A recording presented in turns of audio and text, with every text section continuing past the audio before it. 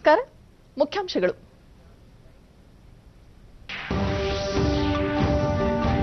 ದೇಶ ಸುರಕ್ಷಿತ ಕೈಗಳಲ್ಲಿದೆ. ಭಾರತದ ಗೌರವ ಪ್ರತಿಷ್ಠೆಗೆ ಯಾವುದೇ ಕುಂದು ತರಲು ಅವಕಾಶ ನೀಡುವುದಿಲ್ಲ. ಪ್ರಧಾನಿ ನರೇಂದ್ರ ಮೋದಿ ಭರವಸೆ. ಭಾರತೀಯ ವಾಯುಪಡೆಯಿಂದ ಪಾಕಿಸ್ತಾನದ ಬಾಲ್ಕೋಟ್ ಮೇಲೆ ದಾಳಿ. ಜೈಷ್ ಎ ಮೊಹಮ್ಮದ್ ಸಂಘಟನೆ ತರಬೇತಿ ನೆಲೆಗಳು ಧ್ವಂಸ. ಹಲವು ಭಯೋತ್ಪಾದಕರು, ತರಬೇತುದಾರರ ನಿರ್ಮೂಲನೆ. ವಿದೇಶಾಂಗ ಸಚಿವಾಲಯದಿಂದ ಮಾಹಿತಿ.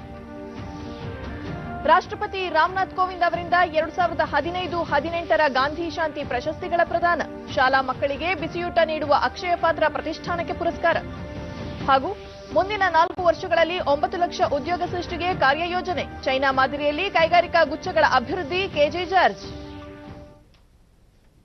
ವಾರ್ತೆಗಳ ವಿವರ. ದೇಶ ಸುರಕ್ಷಿತ ಕೈಗಳಲ್ಲಿದೆ. ದೇಶಕ್ಕಿಂತ ದೊಡ್ಡದು ಯಾವುದೂ ಇಲ್ಲ ಎಂದು ಪ್ರಧಾನಿ ನರೇಂದ್ರ ಮೋದಿ ರಾಜಸ್ಥಾನದ ಚುರುವಿನಲ್ಲಿಂದು ಘೋಷಿಸಿದ್ದಾರೆ. ಬಿಜೆಪಿ ಸಾರ್ವಜನಿಕ ಸಭೆ ಉದ್ದೇಶಿಸಿ ಮಾತನಾಡಿದ ಅವರು, ದೇಶದ ಗೌರವ ಪ್ರತಿಷ್ಠೆಗೆ ಯಾವುದೇ ಕಾರಣಕ್ಕೂ ಕುಂದು ತರಲು ಅವಕಾಶ ನೀಡುವುದಿಲ್ಲ ಎಂದು ತಿಳಿಸಿದರು.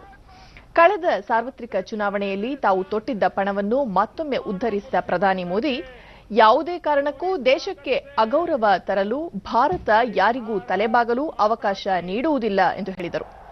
ಆದರೆ ತಮ್ಮ ಭಾಷಣದಲ್ಲಿ ವೈಮಾನಿಕ ದಾಳಿಯನ್ನು ಪ್ರಧಾನಿ ನೇರವಾಗಿ ಪ್ರಸ್ತಾಪಿಸಲಿಲ್ಲ.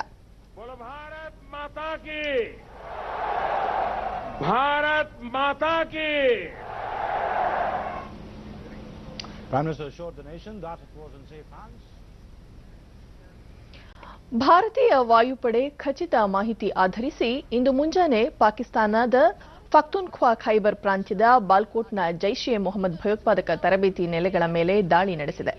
ಈ ಕುರಿತು ಒಂದು ವರದಿ. ಖೈಬರ್ ಪ್ರಾಂತ್ಯದ ಬಾಲ್ಕೋಟ್ನಲ್ಲಿರುವ ಜೈಷ್ ಎ ಮೊಹಮ್ಮದ್ ಭಯೋತ್ಪಾದಕ ತರಬೇತಿ ನೆಲೆಗಳ ಮೇಲೆ ವೈಮಾನಿಕ ದಾಳಿ ನಡೆಸಿತು. ದೆಹಲಿಯಲ್ಲಿಂದು ಮಾಧ್ಯಮಗೋಷ್ಠಿಯಲ್ಲಿ ಈ ಕುರಿತು ವಿವರ ನೀಡಿದ ವಿದೇಶಾಂಗ ವ್ಯವಹಾರಗಳ ಕಾರ್ಯದರ್ಶಿ ಗೋಖಲೆ, ದಾಳಿಯಲ್ಲಿ ಭಾರೀ ಸಂಖ್ಯೆಯ ಭಯೋತ್ಪಾದಕರು, ತರಬೇತುದಾರರು ಮತ್ತು ಜಿಹಾದಿಗಳನ್ನು ಹತ್ಯೆಗೈಯಲಾಗಿದೆ ಎಂದು ತಿಳಿಸಿದರು. ಜೈಷ್ ಎ ಮೊಹಮ್ಮದ್ ಸಂಘಟನೆ ಭಾರತದ ಮೇಲೆ ಮತ್ತಷ್ಟು ದಾಳಿ ನಡೆಸುವ ಸಾಧ್ಯತೆ ಇದೆ ಎಂಬ ಬೇಹುಗಾರಿಕೆ ಮಾಹಿತಿ ಆಧರಿಸಿ ಭಾರತವೇ ಆ ಸಂಘಟನೆ ಮೇಲೆ ದಾಳಿಗೆ ಮುಂದಾಗಿ ಕಾರ್ಯಾಚರಣೆ ನಡೆಸಿತು ಎಂದರು. In an intelligence-led operation in the early hours of today, India struck the biggest training camp of the Jaish-e-Mohammed in Balakot. In this operation, a very large number of Jaish-e-Mohammed terrorists, trainers, senior commanders and groups of jihadis who were being trained for Fidaian action were eliminated. ಭಯೋತ್ಪಾದನೆಯನ್ನು ಯಾವುದೇ ಕಾರಣಕ್ಕೂ ಭಾರತ ಸಹಿಸುವುದಿಲ್ಲ. ಭಯೋತ್ಪಾದನೆ ನಿರ್ಮೂಲನೆಗೆ ದೇಶ ಕಟಿಬದ್ಧವಾಗಿದೆ ಎಂದು ಸ್ಪಷ್ಟಪಡಿಸಿದ ಅವರು, ದಾಳಿಯ ಕುರಿತು ಇನ್ನೂ ಹೆಚ್ಚಿನ ವಿವರಗಳು ಲಭ್ಯವಾಗಬೇಕಿದ್ದು ನಂತರ ಆ ವಿವರಗಳನ್ನು ಮಾಧ್ಯಮಗಳ ಜೊತೆ ಹಂಚಿಕೊಳ್ಳಲಾಗುವುದು ಎಂದು ಹೇಳಿದರು. ಭಾರತದ ವೈಮಾನಿಕ ದಾಳಿ ಮಿಲಿಟರಿಯೇತರ ಪ್ರತಿಬಂಧಕ ಕ್ರಮವಾಗಿದ್ದು, ನಾಗರಿಕರ ಸಾವು ನೋವುಗಳನ್ನು ತಪ್ಪಿಸಲು ದಟ್ಟ ಅರಣ್ಯ ಪ್ರದೇಶದಲ್ಲಿ ದಾಳಿ ನಡೆಸಲಾಗಿದೆ. ಈ ನೆಲೆಯನ್ನು ಜೆಇಎಂ ಮುಖ್ಯಸ್ಥ ಮಸೂದ್ ಅಜರ್ ಬಾವಮೈದುನ ಮೌಲಾನಾ ಯೂಸುಫ್ ಅಜರ್ ಉಸ್ತುವಾರಿ ನೋಡಿಕೊಂಡಿದ್ದ ಎಂದು ತಿಳಿಸಿದ್ದಾರೆ. Balakot was headed by Maulana Yusuf Azhar, alias Ustad Ghori, the brother-in-law of Masood Azhar, chief of the JEM. ಭಾರತದ ಮೇಲೆ ಸರಣಿ ದಾಳಿಗಳಿಗೆ ಕಾರಣವಾಗಿದ್ದ ಜೈಷ್ ಎ ಮೊಹಮ್ಮದ್ ನಡೆಸುತ್ತಿರುವ ಭಯೋತ್ಪಾದನಾ ತರಬೇತಿ ನೆಲೆಗಳ ಬಗ್ಗೆ ಪಾಕಿಸ್ತಾನಕ್ಕೆ ಮಾಹಿತಿ ನೀಡಿದ್ದರೂ ಯಾವುದೇ ಸ್ಪಷ್ಟ ಕ್ರಮ ಜರುಗಿಸಲಿಲ್ಲ. ಹಾಗಾಗಿ ನಾವೇ ಕಾರ್ಯಾಚರಣೆ ನಡೆಸಬೇಕಾಯಿತು ಎಂದು ಹೇಳಿದರು. India has been repeatedly urging Pakistan to take action against the Jaish-e-Mohammed to prevent jihadis from being trained and armed inside Pakistan. Pakistan has taken no concrete action to dismantle the infrastructure of terrorism on its soil. Credible intelligence was received that the Jaish-e-Mohammed was attempting other suicide terror attacks in various parts of the country, and the Fidaiin jihadis were being trained for this purpose. ಈ ನಡುವೆ ಪ್ರಧಾನಿ ನರೇಂದ್ರ ಮೋದಿ ಅಧ್ಯಕ್ಷತೆಯಲ್ಲಿ ದೆಹಲಿಯಲ್ಲಿಂದು ಭದ್ರತೆ ಕುರಿತ ಕೇಂದ್ರ ಸಚಿವ ಸಂಪುಟ ಉಪಸಮಿತಿ ಸಭೆ ನಡೆಯಿತು. ರಕ್ಷಣಾ ಸಚಿವೆ ನಿರ್ಮಲಾ ಸೀತಾರಾಮನ್, ಗೃಹ ಸಚಿವ ರಾಜನಾಥ್ ಸಿಂಗ್, ವಿದೇಶಾಂಗ ವ್ಯವಹಾರಗಳ ಸಚಿವೆ ಸುಷ್ಮಾ ಸ್ವರಾಜ್, ಹಣಕಾಸು ಸಚಿವ ಅರುಣ್ ಜೇಟ್ಲಿ ಸಭೆಯಲ್ಲಿ ಪಾಲ್ಗೊಂಡಿದ್ದರು.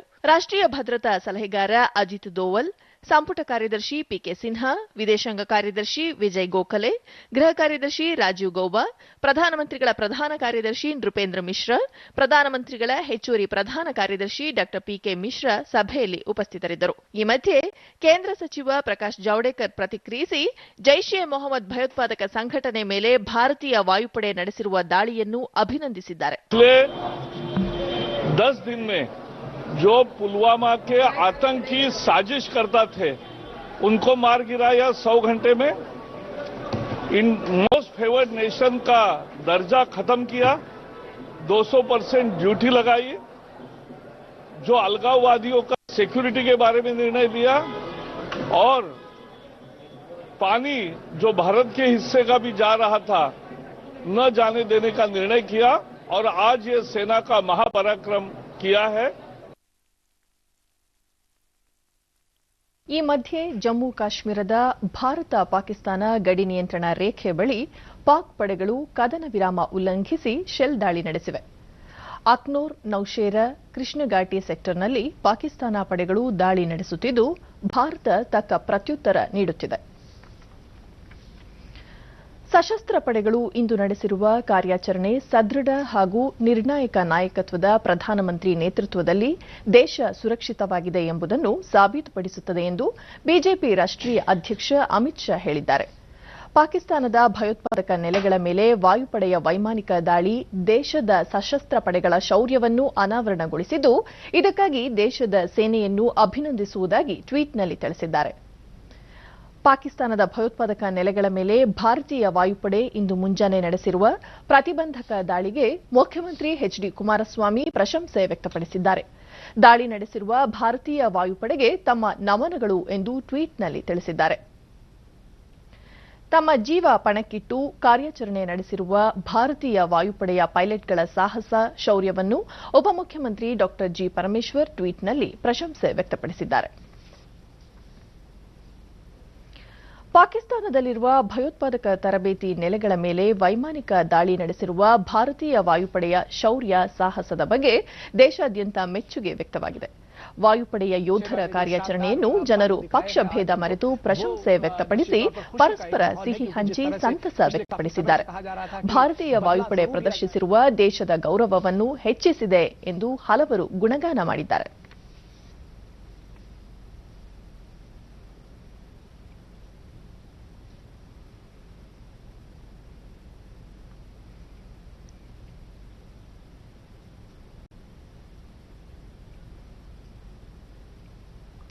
ಪಾಕಿಸ್ತಾನದ ಪಖ್ತೂನ್ಖ್ವಾ ಖೈಬರ್ ಪ್ರಾಂತ್ಯದ ಬಾಲ್ಕೋಟ್ನಲ್ಲಿರುವ ಜೈಷ್ ಎ ಮೊಹಮ್ಮದ್ ಭಯೋತ್ಪಾದಕ ತರಬೇತಿ ನೆಲೆಗಳ ಮೇಲೆ ಭಾರತ ವೈಮಾನಿಕ ದಾಳಿ ನಡೆಸಿರುವ ಕ್ರಮವನ್ನು ಶ್ಲಾಘಿಸಿ ಭಾರತೀಯ ಜನತಾ ಪಕ್ಷದ ಬೆಂಗಳೂರಿನ ಕೇಂದ್ರ ಕಚೇರಿಯ ಮುಂಭಾಗದಲ್ಲಿಂದು ಕಾರ್ಯಕರ್ತರು ಪಟಾಕಿ ಸಿಡಿಸಿ ಸಂಭ್ರಮಿಸಿದರು.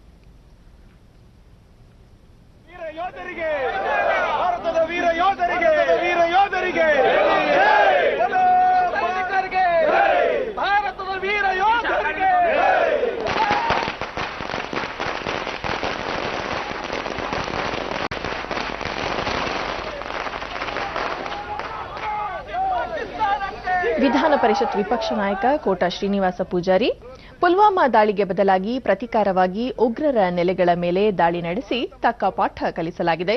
ಇದರಿಂದ ಅಸಂಖ್ಯಾತ ಭಾರತೀಯರಿಗೆ ಅತ್ಯಂತ ಖುಷಿ ತಂದಿದೆ ಎಂದರು.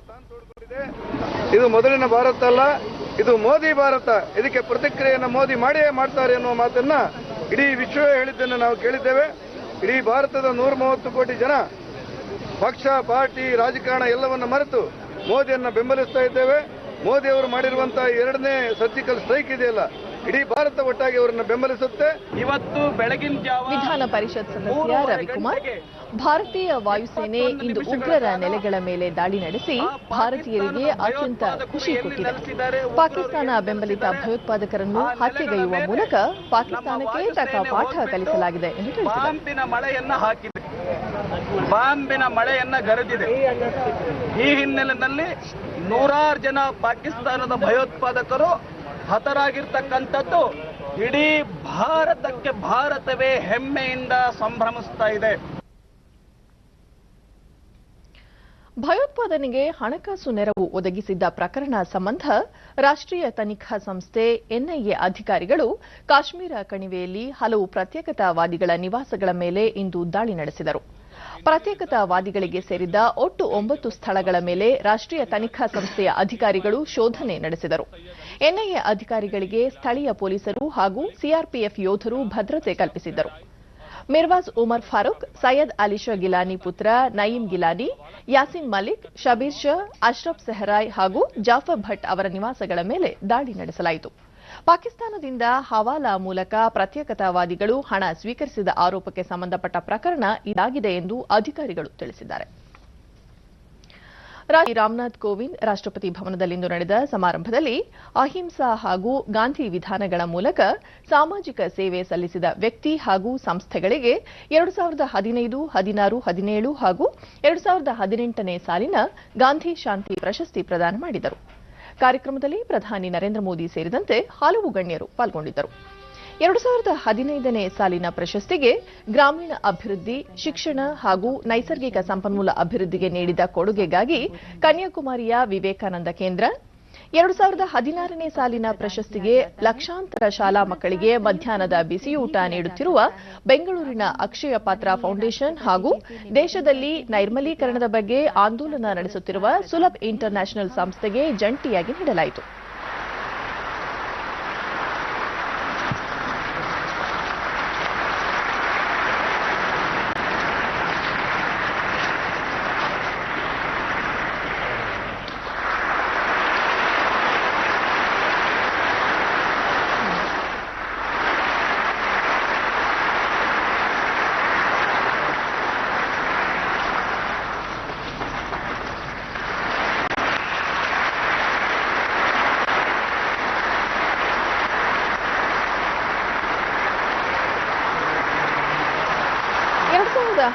ನೇ ಸಾಲಿನ ಪ್ರಶಸ್ತಿಯನ್ನು ಬುಡಕಟ್ಟು ಮಕ್ಕಳ ಶಿಕ್ಷಣಕ್ಕೆ ಸಮರ್ಪಿಸಿಕೊಂಡಿರುವ ಈಕಲ್ ಅಭಿಯಾನ ಟ್ರಸ್ಟ್ ಮತ್ತು 2018ನೇ ಸಾಲಿನ ಪುರಸ್ಕಾರವನ್ನು ಭಾರತ ಸೇರಿದಂತೆ ಜಗತ್ತಿನೆಲ್ಲೆಡೆ ಕುಷ್ಠರೋಗ ನಿವಾರಣಾ ಕ್ರಮದಲ್ಲಿ ಕಳೆದ 40 ವರ್ಷಗಳಲ್ಲಿ ತೊಡಗಿಸಿಕೊಂಡಿರುವ ಜಪಾನಿನ ಶಾಯೋಹಿ ಸಸಕವಾ ಸಂಸ್ಥೆಗೆ ಪ್ರದಾನ ಮಾಡಲಾಯಿತು.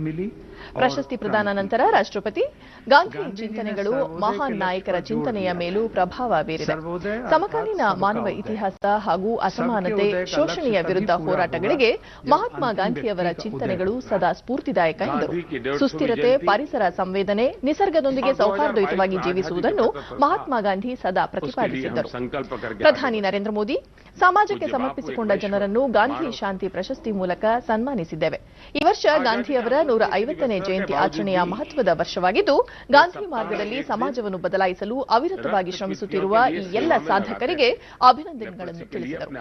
ಪ್ರಶಸ್ತಿ ಪುರಸ್ಕೃತ ಅಕ್ಷಯ ಪಾತ್ರ ಪ್ರತಿಷ್ಠಾನ ಮುಖ್ಯಸ್ಥ सासा कवाजी करीब 4 दशक से इस काम में जुड़े हुए, लेप्रेसी के खिलाफ एक जन जागरण पैदा हुआ है, समाज में अब उसकी स्वीकृति भी बनने लगी है. ऐसे अनेक लोग हैं जिन्होंने रक्तपीत के कारण समाज में जिनको वंचित कर दिया गया.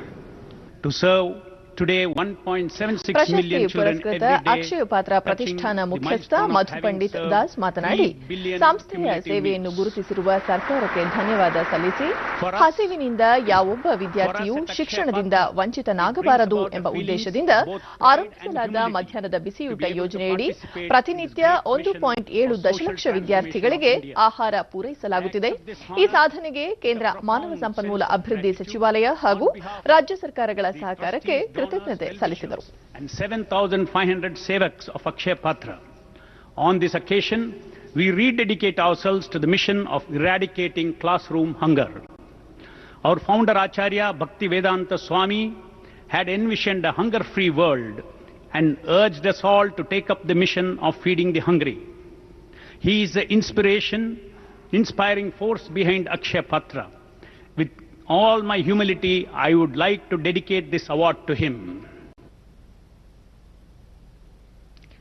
ಕರ್ನಾಟಕ ವಾಣಿಜ್ಯ ಮತ್ತು ಕೈಗಾರಿಕಾ ಮಹಾಸಂಸ್ಥೆ ಎಫ್ಕೆಸಿಸಿಐ ಬೆಂಗಳೂರಿನಲ್ಲಿಂದು ಆಯೋಜಿಸಿದ ಆಸಿಯಾನ್ ರಾಷ್ಟ್ರಗಳ ವಾಣಿಜ್ಯ ಮತ್ತು ಕೈಗಾರಿಕಾ ಮಹಾಸಂಸ್ಥೆಯ ವ್ಯಾಪಾರಿ ಸಮಾವೇಶವನ್ನು ಬೃಹತ್ ಕೈಗಾರಿಕಾ ಸಚಿವ ಕೆಜೆ ಜಾರ್ಜ್ ಚಾಲನೆ ನೀಡಿದರು.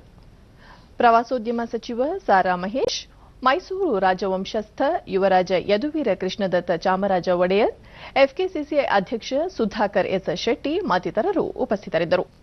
ಕೆಜೆ ಜಾರ್ಜ್, ಕರ್ನಾಟಕವನ್ನು ಜಾಗತಿಕವಾಗಿ ಉತ್ಪಾದನಾ ವಲಯದ ಕೇಂದ್ರವನ್ನಾಗಿಸಲು ಕ್ರಮ ಕೈಗೊಳ್ಳಲಾಗಿದೆ. ಈ ನಿಟ್ಟಿನಲ್ಲಿ ಕಾನೂನುಗಳನ್ನು ರೂಪಿಸಲಾಗಿದ್ದು, ರಾಜ್ಯದಲ್ಲಿ ಬಂಡವಾಳ ಹೂಡಿಕೆಗೆ ವಿಪುಲ ಅವಕಾಶಗಳಿವೆ ಎಂದರು. ಚೀನಾ ಮಾದರಿಯಲ್ಲಿ ಕೈಗಾರಿಕಾ ಗುಚ್ಛಗಳನ್ನು ಅಭಿವೃದ್ಧಿಪಡಿಸಲು ಸರ್ಕಾರ ಒತ್ತು ನೀಡಿದ್ದು, ಮುಂದಿನ 4 ವರ್ಷಗಳ ಅವಧಿಯಲ್ಲಿ ಸುಮಾರು 9 ಲಕ್ಷ ಉದ್ಯೋಗ ಸೃಷ್ಟಿಗೆ ಕಾರ್ಯಕ್ರಮಗಳನ್ನು ರೂಪಿಸಲಾಗಿದೆ ಎಂದು ಹೇಳಿದರು.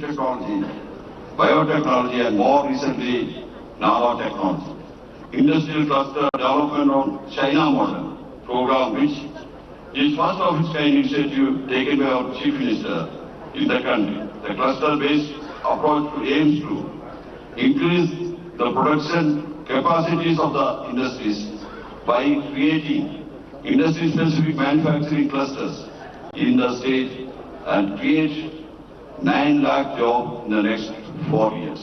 As early as 1881 and then nearly 35 years later. Yaduveer Krishnadatta Wadiyar, ಮೈಸೂರಿನ ಅಂದಿನ ಅರಸರಾಗಿದ್ದ ನಾಲ್ಕು ಕೃಷ್ಣರಾಜ ಒಡೆಯರ್ ಹಾಗೂ ದಿವಾನರಾಗಿದ್ದ ಸರ್ ಎಂ ವಿಶ್ವೇಶ್ವರಯ್ಯ ಸೇರಿದಂತೆ ಹಲವು ರಾಜರು ರಾಜ್ಯದಲ್ಲಿ ಕೈಗಾರಿಕಾ ಅಭಿವೃದ್ಧಿಗೆ ವಿಶೇಷ ಆಸಕ್ತಿ ತೋರಿಸಿದರು. ಎಫ್ಕೆಸಿಸಿಐ ಅಸ್ತಿತ್ವಕ್ಕೆ ಬರಲು ರಾಜಮನೆತನದ ಕೊಡುಗೆ ಅಪಾರ ಎಂದು ಸ್ಮರಿಸಿದರು. The FKCCI was set up so that the guild, that was the commerce and business, all of the end of people from there would have a collective voice which they could represent to the state, and policy making and opinion would be directed from their opinion being subject to the approval.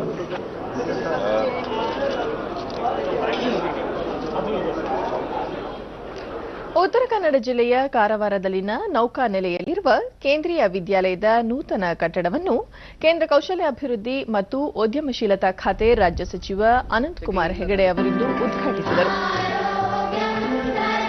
ಶಾಸಕಿ Rupali S Naik, Karnataka ನೌಕಾವಲಯದ flag officer commanding rear admiral KJ Kumar, INS Kadamba commanding officer captain Shantanu Sharma ಮತ್ತಿತರರು ಉಪಸ್ಥಿತರಿದ್ದರು. ನಂತರ ಅನಂತಕುಮಾರ್ ಹೆಗಡೆ, ಮುಂಬರುವ ದಿನಗಳಲ್ಲಿ ಕೇಂದ್ರೀಯ ವಿದ್ಯಾಲಯ ಮಕ್ಕಳಿಗೆ ಕೇವಲ ಶಿಕ್ಷಣ ಮಾತ್ರ ನೀಡದೆ ಹೊರ ಜಗತ್ತಿನ ಅರಿವನ್ನು ಮೂಡಿಸುವ ಕೆಲಸ ಮಾಡಬೇಕು, ಸದೃಢವಾದ ಪ್ರಜೆಗಳನ್ನು ರೂಪಿಸುವ ಮೂಲಕ ದೇಶಭಕ್ತಿಯನ್ನು ಮೂಡಿಸಬೇಕಾಗಿದೆ ಎಂದು ಕರೆ ನೀಡಿದರು.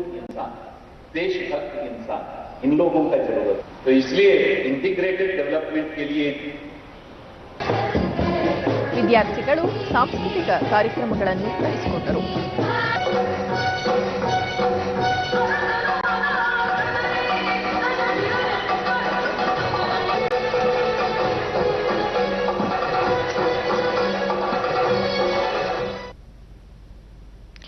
ಚಾಮರಾಜನಗರ ಜಿಲ್ಲೆ ಗುಂಡ್ಲುಪೇಟೆ ತಾಲೂಕಿನ ಬಂಡೀಪುರ ಅರಣ್ಯ ಪ್ರದೇಶದಲ್ಲಿ ಕಳೆದ 3-4 ದಿನಗಳಿಂದ ಕಾಣಿಸಿಕೊಂಡಿರುವ ಬೆಂಕಿ ನಂದಿಸುವ ಕಾರ್ಯ ಪ್ರಗತಿಯಲ್ಲಿದೆ. ಬಂಡೀಪುರದ ಕಾಡ್ಗಿಚ್ಚು ವ್ಯಾಪಿಸಿರುವ ಪ್ರದೇಶಗಳಿಗೆ ವಾಯುಸೇನಾ ಹೆಲಿಕಾಪ್ಟರ್ ಮೂಲಕ ಬೆಂಕಿ ನಂದಿಸುವ ಕೆಲಸ ನಡೆದಿದೆ. ಕಾಡ್ಗಿಚ್ಚು ಕರ್ನಾಟಕದ ಗಡಿ ದಾಟಿ ತಮಿಳುನಾಡಿನ ಅರಣ್ಯಕ್ಕೂ ವ್ಯಾಪಿಸಿತ್ತು. ಬೆಂಕಿಯಿಂದಾಗಿ ಹೆಚ್ಚಿನ ಪ್ರಮಾಣದ ಅರಣ್ಯ ಸಂಪತ್ತು ಹಾಗೂ ಪ್ರಾಣಿ ಸಂಕುಲಕ್ಕೆ ಹಾನಿಯಾಗಿದೆ. ಪುದುಕೆರೆ ವಲಯದಲ್ಲಿ ಬೆಂಕಿ ನಿಯಂತ್ರಣಕ್ಕೆ ಬಂದಿದೆ ಎಂದು ಮೂಲಗಳು ತಿಳಿಸಿವೆ.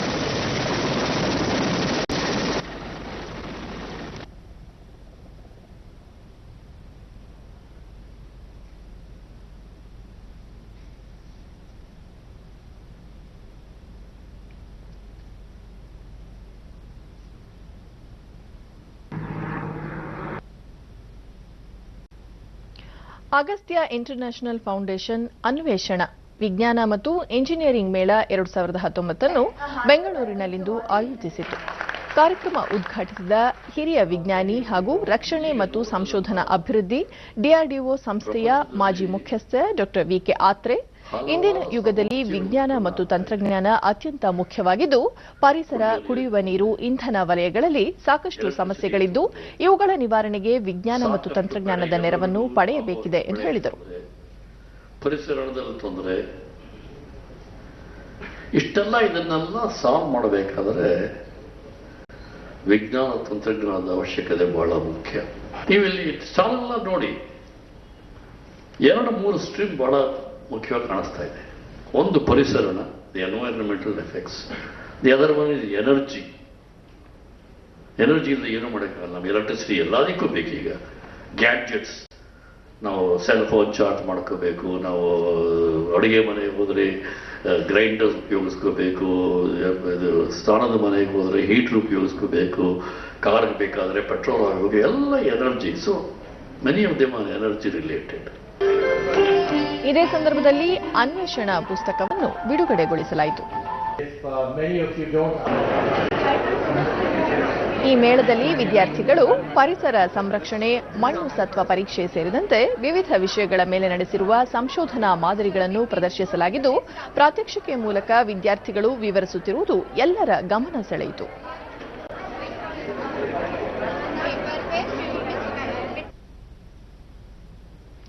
ರಾಜ್ಯದಲ್ಲಿ ಮಲ ಹೊರುವ ಕಾರ್ಯಕ್ಕೆ ನೇಮಕಾತಿ ನಿಷೇಧ ಮತ್ತು ಪುನರ್ವಸತಿ ಅಧಿನಿಯಮ 2013ರ ಅನ್ವಯ 1720 ಸಫಾಯಿ ಕರ್ಮಚಾರಿಗಳನ್ನು ಗುರುತಿಸಲಾಗಿದ್ದು, ಅವರಿಗೆ ಪುನರ್ವಸತಿ ಕಲ್ಪಿಸಲು ಸೂಕ್ತ ವ್ಯವಸ್ಥೆ ಕೈಗೊಳ್ಳಲಾಗಿದೆ ಎಂದು ಕೇಂದ್ರ ಸಫಾಯಿ ಕರ್ಮಚಾರಿ ಆಯೋಗದ ಸದಸ್ಯ ಜಗದೀಶ್ ಹಿರೇಮನಿ ಬೆಂಗಳೂರಿನಲ್ಲಿಂದು ತಿಳಿಸಿದರು. ಪುನರ್ವಸತಿಯಡಿ ಸಫಾಯಿ ಕರ್ಮಚಾರಿಗಳಿಗೆ ನೇರವಾಗಿ 40,000 ರೂಪಾಯಿ ಸಹಾಯಧನವನ್ನು ಒದಗಿಸುವುದರ ಜತೆಗೆ ಸ್ವಯಂ ಉದ್ಯೋಗ ಕೈಗೊಳ್ಳಲು 25 ಲಕ್ಷ ರೂಪಾಯಿವರೆಗಿನ ಸಹಾಯಧನ ಒದಗಿಸಲಾಗುತ್ತದೆ. ರಾಜ್ಯದಲ್ಲಿ 4,112 ಪೌರ ಕಾರ್ಮಿಕರಿಗೆ ಮನೆಗಳನ್ನು ನಿರ್ಮಿಸಿಕೊಡಲಾಗುತ್ತಿದ್ದು, ಜತೆಗೆ ನಿವೇಶನಗಳನ್ನು ಒದಗಿಸಿ ಸ್ವತಂತ್ರವಾಗಿ ಮನೆಗಳನ್ನು ಕಟ್ಟಿಕೊಡಿಸುವ ನೆರವು ನೀಡಲಾಗುತ್ತಿದೆ ಎಂದು ಹೇಳಿದರು. ಬೇರೆ ರಾಜ್ಯಗಳಿಗೆ ಹೋಲಿಸಿದರೆ ರಾಜ್ಯದಲ್ಲಿ ಪೌರ ಕಾರ್ಮಿಕರಿಗೆ ಸ್ವಲ್ಪ ಮಟ್ಟಿನ ಉತ್ತಮ ಸೌಲಭ್ಯವನ್ನು ಒದಗಿಸಲಾಗುತ್ತಿದೆ. ಆದರೆ ಕೇಂದ್ರ ಸರ್ಕಾರ ಒದಗಿಸಿರುವ ಅನುದಾನವನ್ನು ಸರಿಯಾದ ರೀತಿ ಬಳಸಿಕೊಳ್ಳುತ್ತಿಲ್ಲ. ಇದನ್ನು ಸದ್ಬಳಕೆ ಮಾಡಿಕೊಂಡು ಅನೇಕ ಯೋಜನೆಗಳನ್ನು ಹಮ್ಮಿಕೊಳ್ಳಬೇಕು ಎಂದರು. ಈಗಾಗಲೇ ಒಳಚರಂಡಿ ಸ್ವಚ್ಛತೆಗಾಗಿ ತಮಿಳುನಾಡು ಮತ್ತು ಆಂಧ್ರಪ್ರದೇಶದಲ್ಲಿ ರೋಬೋ ಯಂತ್ರವನ್ನು ಬಳಸಲಾಗುತ್ತಿದ್ದು, ರಾಜ್ಯದಲ್ಲಿಯೂ ಕೂಡ ಇದಕ್ಕೆ ವ್ಯಕ್ತಿಗಳನ್ನು ಬಳಸಿಕೊಳ್ಳದೆ ರೋಬೋ ಯಂತ್ರದ ಮೂಲಕ ಸ್ವಚ್ಛತೆಗೆ ಕ್ರಮ ಕೈಗೊಳ್ಳಲು ಈ ಯಂತ್ರವನ್ನು ಖರೀದಿಸಲು ಚಿಂತನೆ ನಡೆಸಲಾಗಿದೆ ಎಂದು ಹೇಳಿದರು. ಅವಕಾಶವನ್ನ ಇದರ ಅಡಿಯಲ್ಲಿ ನಾವು ಕೊಡ್ತಾ ಇದ್ದೀವಿ. ಇದು ಮ್ಯಾನ್ಯುವಲ್ ಸ್ಕ್ಯಾವೆಂಜರ್ಸ್ ಟೆಕ್ನಾಲಜಿಯನ್ನ ನಾವು ಜಾಸ್ತಿ ಮಾಡಬೇಕು ಅನ್ನುವಂಥದ್ದನ್ನ ರಾಜ್ಯ ಸರ್ಕಾರಗಳು, ಕೇಂದ್ರ ಸರ್ಕಾರಗಳು ನಾವು ಇದನ್ನ ಹೆಚ್ಚು ಪ್ರಯತ್ನವನ್ನ ಮಾಡ್ತಾ ಇದ್ದೀವಿ. ಅದು ಕೇರಳದಲ್ಲಿ ರೋಬೋ ಏನು ಹೊಸದಾಗಿ ಅದನ್ನ ತಯಾರಿ ಮಾಡಿದ್ದಾರೆ. ಆ ರೋಬೋವನ್ನ ಎಲ್ಲ ಸ್ಟೇಟ್ಗಳಲ್ಲಿ ಅದನ್ನ ಉಪಯೋಗ ಮಾಡಬೇಕು, ಅದನ್ನ ಪರ್ಚೇಸ್ ಮಾಡಬೇಕು ಅನ್ನುವಂಥದ್ದನ್ನ ನಾವು ಈಗಾಗಲೇ ಕೊಟ್ಟಿದ್ವಿ. ಬೆಂಗಳೂರಿನಲ್ಲಿ ಒಂದು ಡೆಮೋ ಕೊಟ್ಟು ಹೋಗಿದ್ದಾರೆ, BBMP-ನಲ್ಲಿ ಇನ್ನೂ ಪರ್ಚೇಸ್ ಮಾಡಲಿಲ್ಲ, ಅದನ್ನ ಡೆಮೋ ಕೊಟ್ಟು ಹೋಗಿದ್ದಾರೆ. ತಮಿಳುನಾಡು, ತೆಲಂಗಾಣ, ಆಂಧ್ರ ಪ್ರದೇಶಗಳಲ್ಲಿ ಈಗಾಗಲೇ ಅಲ್ಲಿ 3-4 ಮಷೀನ್ಗಳನ್ನ ತಗೊಂಡಿದ್ದಾರೆ. ಅದು ಪೂರ್ತಿ ಯಶಸ್ವಿ ಆಗಿದೆ. ಅಯೋಧ್ಯೆಯ ರಾಮಜನ್ಮಭೂಮಿ ಬಾಬ್ರಿ ಮಸೀದಿ ಭೂ ವಿವಾದ ಕುರಿತಂತೆ ಸುಪ್ರೀಂ ಕೋರ್ಟ್ ಇಂದು ವಿಚಾರಣೆಯನ್ನು ಕೈಗೆತ್ತಿಕೊಂಡಿತು. ಮುಖ್ಯ ನ್ಯಾಯಮೂರ್ತಿ ರಂಜನ್ ಗೊಗೊಯ್ ನೇತೃತ್ವದ 5 ನ್ಯಾಯಮೂರ್ತಿಗಳ ಪೀಠ ಕೆಲಕಾಲ ವಿಚಾರಣೆ ನಂತರ ನ್ಯಾಯಾಲಯದ ಹೊರಗೆ ವಿವಾದವನ್ನು ಬಗೆಹರಿಸಿಕೊಳ್ಳಬಹುದು ಎಂದು ಸೂಚಿಸಿತು. ಅಲ್ಲದೆ ಈ ವಿವಾದವನ್ನು ಕೋರ್ಟ್ ನೇಮಕ ಮಾಡಿದ ಸಂಧಾನಕಾರರಿಗೆ ವಹಿಸುವ ಬಗ್ಗೆ ಮಾರ್ಚ್ 5ರಂದು ಆದೇಶ ನೀಡುವುದಾಗಿ ಹೇಳಿದೆ. ಈ ಮಧ್ಯೆ ಬಿಜೆಪಿ ನಾಯಕ ಸುಬ್ರಮಣ್ಯನ್ ಸ್ವಾಮಿ ವಿವಾದಿತ ಸ್ಥಳದ ವ್ಯಾಜ್ಯ ಕುರಿತ ಅರ್ಜಿಯನ್ನು ತ್ವರಿತವಾಗಿ ವಿಚಾರಣೆ ನಡೆಸಬೇಕೆಂದು ಮಧ್ಯಂತರ ಅರ್ಜಿ ಸಲ್ಲಿಸಿದ್ದಾರೆ. 2010ರಲ್ಲಿ ಅಲಹಾಬಾದ್ ಹೈಕೋರ್ಟ್ ನೀಡಿದ್ದ ತೀರ್ಪು ಪ್ರಶ್ನಿಸಿ ಸಲ್ಲಿಸಿರುವ 14 ಮೇಲ್ಮನವಿಗಳನ್ನು ಸುಪ್ರೀಂ ಕೋರ್ಟ್ ವಿಚಾರಣೆ ನಡೆಸಲಿದೆ. ಹೈಕೋರ್ಟ್ 2.77 ಎಕರೆ ವಿವಾದಿತ ಜಾಗವನ್ನು ಸಮವಾಗಿ ಸುನ್ನಿ ವಕ್ಫ್ ಬೋರ್ಡ್, ನಿರ್ಮೋಹಿ ಆಕಾರ ಮತ್ತು ರಾಮ್ ಲಲ್ಲಾಗೆ ಹಂಚಿಕೆ ಮಾಡಿತ್ತು. ಜಾಗತಿಕ ವ್ಯಾಪಾರ ವಲಯದಲ್ಲಿ ಹಲವು ಸವಾಲುಗಳ ನಡುವೆಯೂ ಪ್ರಸಕ್ತ ಹಣಕಾಸು ವರ್ಷ ಸರಕು ಮತ್ತು ಸೇವಾ ರಫ್ತು ವಹಿವಾಟು $500 ಬಿಲಿಯನ್ ಗಡಿ ದಾಟಲಿದೆ ಎಂದು ಕೇಂದ್ರ ವಾಣಿಜ್ಯ ಮತ್ತು ಕೈಗಾರಿಕಾ ಸಚಿವ ಸುರೇಶ್ ಪ್ರಭು ಹೇಳಿದ್ದಾರೆ. ದೆಹಲಿಯಲ್ಲಿ ರೈಸಿಂಗ್ ಇಂಡಿಯಾ ಸಮಾವೇಶದಲ್ಲಿ ಅವರು ಪ್ರಸಕ್ತ ವರ್ಷ ರಫ್ತು ವಲಯ ಉತ್ತಮ ಪ್ರಗತಿ ಸಾಧಿಸುತ್ತಿದ್ದು ಸಾರ್ವಕಾಲಿಕ ದಾಖಲೆ ಸೃಷ್ಟಿಯಾಗಲಿದೆ. ರಫ್ತು ಪ್ರಮಾಣ ಹೆಚ್ಚಳಕ್ಕೆ ಸಚಿವಾಲಯ ಹೊಸ ಉತ್ಪನ್ನಗಳು ಹಾಗೂ ಮಾರುಕಟ್ಟೆಗಳನ್ನು ಗುರುತಿಸಿ ಪ್ರೋತ್ಸಾಹಿಸುವ ಕೆಲಸ ಮಾಡುತ್ತಿದೆ ಎಂದು ಹೇಳಿದರು. ಹೆಣ್ಣು ಮಕ್ಕಳ ಆರ್ಥಿಕ ಸದೃಢತೆ ಹಾಗೂ ಶೈಕ್ಷಣಿಕ ನೆರವಿಗಾಗಿ ಕೇಂದ್ರ ಸರ್ಕಾರ ಜಾರಿಗೆ ತಂದಿರುವ ಸುಕನ್ಯಾ ಸಮೃದ್ಧಿ ಯೋಜನೆಯನ್ನು ಕೊಪ್ಪಳ ಜಿಲ್ಲೆ ಕಾಮನೂರು ಗ್ರಾಮ ಸಮರ್ಥವಾಗಿ ಬಳಸಿಕೊಂಡಿದ್ದು ಸುಕನ್ಯಾ ಸಮೃದ್ಧಿ ಗ್ರಾಮವಾಗಿ ಹೊರಹೊಮ್ಮಿದೆ. ಈ ಕುರಿತು ಒಂದು ವರದಿ. ಬಿಸಿಲ ನಾಡು, ಜೈನ ಬಸದಿಗಳ ಬೀಡು ಎಂದು ಕರೆಯಲ್ಪಡುವ ಕೊಪ್ಪಳ ಜಿಲ್ಲೆ ಕಾಮನೂರು ಗ್ರಾಮ ಹಲವು ವಿಶೇಷತೆಗಳಿಂದ ಗುರುತಿಸಿಕೊಂಡಿದ್ದು, ಇದೀಗ ಕೇಂದ್ರ ಸರ್ಕಾರದ ಸುಕನ್ಯಾ ಸಮೃದ್ಧಿ ಯೋಜನೆಯನ್ನು ಯಶಸ್ವಿಯಾಗಿ ಅನುಷ್ಠಾನಕ್ಕೆ ತರುವ ಮೂಲಕ ಇತರ ಗ್ರಾಮಗಳಿಗೆ ಆದರ್ಶವಾಗಿದೆ. ಕಳೆದ ಹಲವು ವರ್ಷಗಳಿಂದ ಮದ್ಯಪಾನ ಬಯಲು ಬಹಿರ್ದೆಸೆ ಮುಕ್ತ ಗ್ರಾಮ ಎಂಬ ಹೆಗ್ಗಳಿಕೆಗೆ ಪಾತ್ರವಾಗಿದ್ದ ಕಾಮನೂರು ಇದೀಗ ಸುಕನ್ಯಾ ಸಮೃದ್ಧಿ ಗ್ರಾಮವಾಗಿ ಹೊರಹೊಮ್ಮಿದೆ. ಹೆಣ್ಣು ಮಕ್ಕಳ ಸಬಲೀಕರಣ ಉದ್ದೇಶದಿಂದ ಪ್ರಧಾನಿ ನರೇಂದ್ರ ಮೋದಿ ಸರ್ಕಾರ 10 ವರ್ಷದೊಳಗಿನ ಹೆಣ್ಣು ಮಕ್ಕಳಿಗೆ ಸುಕನ್ಯಾ ಸಮೃದ್ಧಿ ಯೋಜನೆ ಜಾರಿಗೊಳಿಸಿದೆ. ಯೋಜನೆಯಡಿ ಹೆಣ್ಣು ಮಕ್ಕಳ ಪೋಷಕರು ಪ್ರತಿ ತಿಂಗಳು ಅಥವಾ ವಾರ್ಷಿಕವಾಗಿ ಮಕ್ಕಳ ಹೆಸರಿನಲ್ಲಿ ಬ್ಯಾಂಕ್ ಅಥವಾ ಅಂಚೆ ಕಚೇರಿಯಲ್ಲಿ ಹಣ ತುಂಬಬೇಕು. 14 ವರ್ಷ ಹಣ ತುಂಬಿದ ಬಳಿಕ 21 ವರ್ಷ ತುಂಬಿದ ನಂತರ ಮರುಪಾವತಿ ಮಾಡಲಾಗುವುದು. ಕಾಮನೂರು ಗ್ರಾಮಸ್ಥರು ಬಹುತೇಕ ಹೆಣ್ಣು ಮಕ್ಕಳಿಗೆ ಸುಕನ್ಯಾ ಸಮೃದ್ಧಿ ಯೋಜನೆಯಡಿ ಠೇವಣಿ ಮಾಡಿಸಿ ಗಮನ ಸೆಳೆದಿದ್ದಾರೆ. ಜಿಲ್ಲಾ ಪಂಚಾಯಿತಿ ಸದಸ್ಯ ರಾಮಣ್ಣ, ಗ್ರಾಮ ಮದ್ಯಪಾನ ಬಯಲು ಬಹಿರ್ದೆಸೆ ಮುಕ್ತವಾಗಿದ್ದು ಇದೀಗ ಸುಕನ್ಯಾ ಸಮೃದ್ಧಿ ಯೋಜನೆಯನ್ನು 100% ಬಳಸಿಕೊಂಡಿರುವುದು ಹೆಮ್ಮೆಯ ವಿಷಯ ಎಂದರು. ಗ್ರಾಮ ಕಾಮನೂರು ಗ್ರಾಮ ಅಂತ ಏನಿದೆ, ಇಲ್ಲಿ ಇವತ್ತು ಮದ್ಯಪಾನ ನಿಷೇಧ, ಗುಟಕಾ ನಿಷೇಧ, ಹೋಟೆಲ್ ನಿಷೇಧ, ಕೆಲವು ಮಲ ವಿಸರ್ಜನಾ ಮುಕ್ತ ಗ್ರಾಮನೂ ಕೂಡ ಹೌದು. ಅದರ ಜೊತೆಗೆ ಇವತ್ತೇನು ಈಗ ಹೆಗಲೇನ ಹೇಳಿದಂತೆಗೆ ಇವತ್ತು ಸಮೃದ್ಧಿ ಯೋಜನೆ ಕೂಡ ಅದು ಕೂಡ 100% ಯಶಸ್ವಿಯಾಗಿ ಅದು ಕೂಡ ಈ ಗ್ರಾಮ ಹೊರಹೊಮ್ಮಿದೆ. ಮಗುವಿನ ತಾಯಿ ಕವಿತಾ ಅಂಚೆ ಕಚೇರಿಯಲ್ಲಿ ಮಗಳ ಹೆಸರಲ್ಲಿ ಸುಕನ್ಯಾ ಸಮೃದ್ಧಿ ಯೋಜನೆಯಡಿ ಖಾತೆ ತೆರೆದು ಪ್ರತಿ ತಿಂಗಳು 250 ರೂಪಾಯಿ ತುಂಬಲು ತಿಳಿಸಿದ್ದಾರೆ. ಮುಂದೆ ಮಗುವಿನ ಶಿಕ್ಷಣ ಅಥವಾ ಮದುವೆಗೆ ನೆರವಾಗಲಿದೆ ಎಂದರು. ಫಸ್ಟ್ಗೆ 250 ರೂಪಾಯಿ ಕಟ್ಟಬೇಕಂತ, ಆಮೇಲೆ ಅವ್ರಿಗೆ 14 ವರ್ಷ ತನಕ ಕಟ್ಟಬೇಕಂತೆ, ಆಮೇಲೆ ಅವ್ರು ಹಾಕ್ತೀನಿ ಅಂತ ಹೇಳಿದ್ದಾರೆ. ಅವ್ರಿಗೆ ಮುಂದೆ ಸ್ಕೂಲ್ಗೆ ಉಪಯೋಗ ಆಗ್ಬೋದು, ಮದುವೆಗೆ ಉಪಯೋಗ ಆಗ್ಬೋದು ಅಂತ ಹೇಳಿದ್ದಾರೆ. 250 ರೂಪಾಯಿ ಕಟ್ಟಿದ್ದೇವೆ, ಒಂದು ವಾರ ಆಯ್ತು. ತುಂಬಾ ಸಂತೋಷ ಆಗುತ್ತೆ. ಕಾಮನೂರು ಸರ್ಕಾರಿ ಶಾಲೆಯ ಮುಖ್ಯೋಪಾಧ್ಯಾಯ ಮೈಲಾರಗೌಡ ಹೊಸಮನಿ, ಗ್ರಾಮ ಜಿಲ್ಲೆಯಲ್ಲಿ ಹಲವು ವಿಶೇಷತೆಗಳಿಗೆ ಹೆಸರಾಗಿದ್ದು ಕೇಂದ್ರದ ಸುಕನ್ಯಾ ಸಮೃದ್ಧಿ ಯೋಜನೆಯನ್ನು ಬಳಸಿಕೊಂಡಿರುವುದು ಶ್ಲಾಘನೀಯ ಎಂದರು. ಈ ವರ್ಷ ನಮ್ಮ ಗ್ರಾಮ ಅಂಚೆ ಇಲಾಖೆಯಿಂದ ಸುಕನ್ಯಾ ಸಮೃದ್ಧ ಗ್ರಾಮ ಅಂತಕ್ಕಂಥ ಘೋಷಣೆ ಮಾಡಿರೋದು ಸಹಿತ ಅತ್ಯಂತ ನಮಗೆ ಸಂತೋಷ ತಂದಿರತಕ್ಕಂಥ ವಿಷಯ. ಈ ಗ್ರಾಮದಲ್ಲಿ 0 to 10 ವರ್ಷದ ಒಳಗಿನ ಒಟ್ಟಾರೆ 110 ಮಕ್ಕಳಲ್ಲಿ 106 ಮಕ್ಕಳು ಇವತ್ತು ಎಲ್ಲರೂ ಸಹಿತ ಸುಕನ್ಯಾ ಸಮೃದ್ಧ ಯೋಜನೆಗೆ ಒಳಪಟ್ಟಿರುವುದು ಒಂದು ಕೊಪ್ಪಳ ತಾಲೂಕಿಗೆ ಕೀರ್ತಿ ತಂದಂತಹ ವಿಷಯ. ಕಾಮನೂರು ಗ್ರಾಮದ ಪೋಸ್ಟ್ ಮಾಸ್ಟರ್ ವೇಣು ಪಾಟೀಲ್, ಗ್ರಾಮಸ್ಥರ ಹಾಗೂ ಅಧಿಕಾರಿಗಳ ಸಹಕಾರದಿಂದ ಗ್ರಾಮವನ್ನು ಸಂಪೂರ್ಣ ಸುಕನ್ಯಾ ಸಮೃದ್ಧಿ ಗ್ರಾಮವನ್ನಾಗಿಸಲಾಗಿದೆ ಎಂದರು. ಈ ಅತಿ ಹೆಚ್ಚಿನ ಸಂಖ್ಯೆಯಲ್ಲಿ ಸಂಪೂರ್ಣವಾಗಿ ಅಕೌಂಟ್ ಮಾಡಲಿಕ್ಕೆ ಅನುಕೂಲ ಮಾಡಿಕೊಟ್ಟಿದ್ದಾರೆ. ಅವರೆಲ್ಲರಿಗೂ ಕೂಡ ಈ ಸಂದರ್ಭದಲ್ಲಿ ಧನ್ಯವಾದಗಳನ್ನು ಹೇಳಕ್ಕೆ ಇಷ್ಟಪಡ್ತೇನೆ. ಇದನ್ನ ಈಗಾಗಲೇ ಎಲ್ಲರಿಗೂ ಮನಮುಟ್ಟುವಂತೆ ತಿಳಿಸೋದ್ರ ಮೂಲಕ ಅವರಿಗೆ ತಂದೆ ತಾಯಿಯವರು ಸದ್ಯವನ್ನು ಮೊದಲು ಮಾಡಿ ಇದಕ್ಕೆ ಯಾವ ರೀತಿಯಾದಂತಹ ನಿಮಗೆ ದಾಖಲೆಗಳನ್ನು ಕೊಡಬೇಕು ಅಂತ ಇದು ಅತಿ ಹೆಚ್ಚಿನ ಸಂಖ್ಯೆಯಲ್ಲಿ ಇದನ್ನು ಹೊಂದಿದ್ದಾರೆ. ಒಟ್ಟಾರೆ ಹೆಣ್ಣು ಮಕ್ಕಳನ್ನು ಆರ್ಥಿಕವಾಗಿ ಸಶಕ್ತಗೊಳಿಸುವ ಇಂತಹ ಯೋಜನೆಗಳನ್ನು ಪ್ರತಿಯೊಬ್ಬ ಪೋಷಕರು ಬಳಸಿಕೊಳ್ಳಬೇಕಿದೆ. ಬೆಂಗಳೂರು ದೂರದರ್ಶನ ಕೇಂದ್ರದ ಪ್ರಾದೇಶಿಕ ಸುದ್ದಿ ವಿಭಾಗ ಪ್ರಸ್ತುತಪಡಿಸುವ ತಿಂಗಳ ವಾರ್ತಾ ಸಂಚಿಕೆಯ ಸುದ್ದಿ ಸೌರಭದ 42ನೇ ಸಂಚಿಕೆ ಚಂದನ ವಾಹಿನಿಯಲ್ಲಿ ಇದೀಗ ವಾರ್ತೆಗಳ ನಂತರ ಮೂಡಿಬರಲಿದೆ. ಮಾರ್ಚ್ 2ರಂದು ಅಪರಾಹ್ನ 2 ಗಂಟೆಗೆ ಮರುಪ್ರಸಾರವಾಗಲಿದೆ.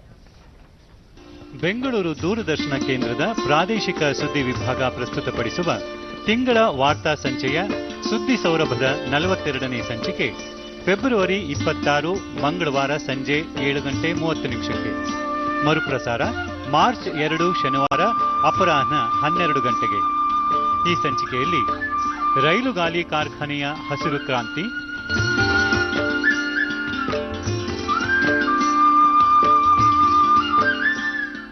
ಬಿರು ಬಿಸಿಲ ನೆಲದಲ್ಲೊಂದು ಸಸ್ಯ ಪಕ್ಷಿ ಕಾಶಿ,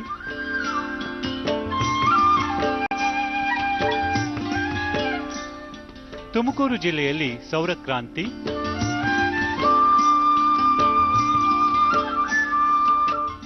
ಹಾಗೂ ಆಟಿಸಂ ಮಕ್ಕಳಿಗೊಂದು ಆಶಾಕಿರಣ.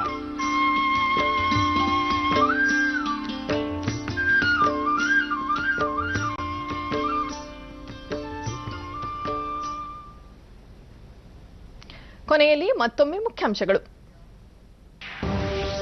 ದೇಶ ಸುರಕ್ಷಿತ ಕೈಗಳಲ್ಲಿದೆ. ಭಾರತದ ಗೌರವ ಪ್ರತಿಷ್ಠೆಗೆ ಯಾವುದೇ ಕುಂದು ತರಲು ಅವಕಾಶ ನೀಡುವುದಿಲ್ಲ. ಪ್ರಧಾನಿ ನರೇಂದ್ರ ಮೋದಿ ಭರವಸೆ.